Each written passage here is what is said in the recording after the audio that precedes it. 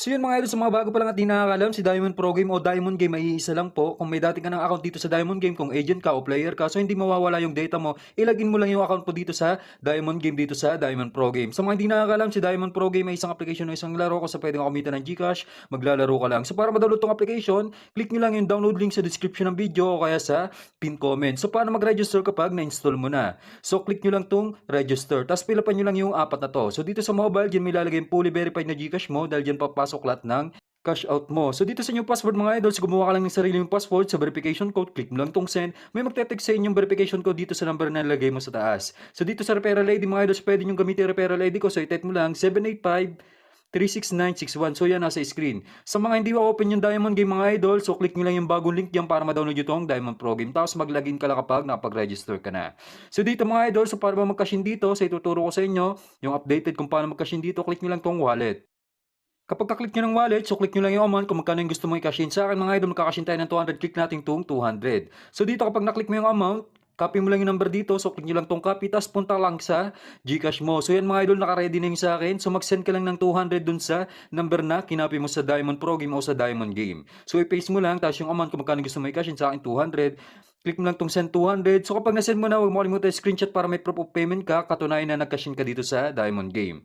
Tapos mga idol, next step, click mo lang tong transaction sa baba. So makikita kayong history na, sinend mo na, 200 kanina.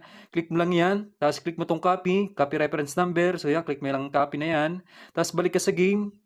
So yung reference number na kinapay mo kanina sa Gcash sa transaction mga idol, so ipapaste mo yan dito sa baba sa enter the reference number. So ipaste mo lang, click mo lang yung okay, click mo tong submit. So automatic papasok na yung cash in natin na 200. So mag-back ka lang mga idol. So nakikita nyo pumasok na yun sa game balance natin. So nakikita nyo pumasok na yung 200. So halimbawa ganito yung cash in na na-encounter mo sa Gcash mga idol, click mo lang tong wallet. So may isa pa dito, click nyo tong Gcash. So dito automatic pay to mga idol para ka lang nagka-cash in sa Shopee, InstaPay, DragonPay. So pagka-click mo ng amount, so marerekta ka sa site, ilagay mo lang yung Gcash mo dyan, may dadating sa inyo 6-digit code sa number na ilagay mo dyan, tapos ilagin mo lang yung Gcash mo, click mo lang yung send money, so automatic mga idol mapipay na yung cash in mo. So ngayon magpo-proceed na tayo sa actual game natin, so ganun lang kadali mag-cash in.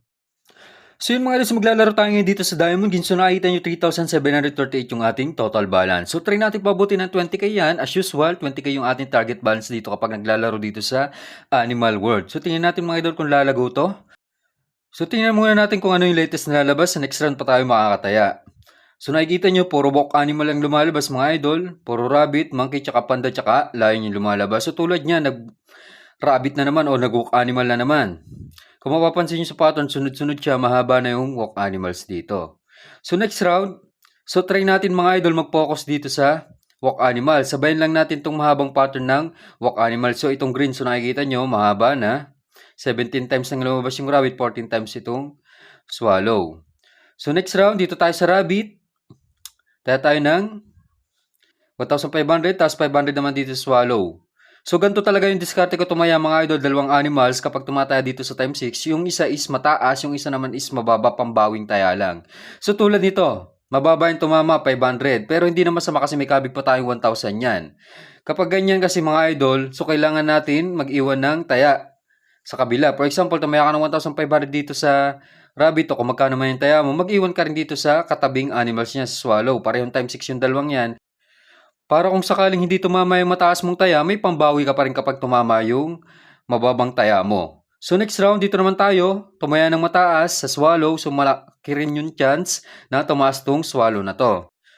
So tingnan natin kung tatama. So yun, bumagal na, so magsaswallow, so wag ka lang lalampas mga idol, 1,500 yan. So 1,500 times 6, 9,000 yan.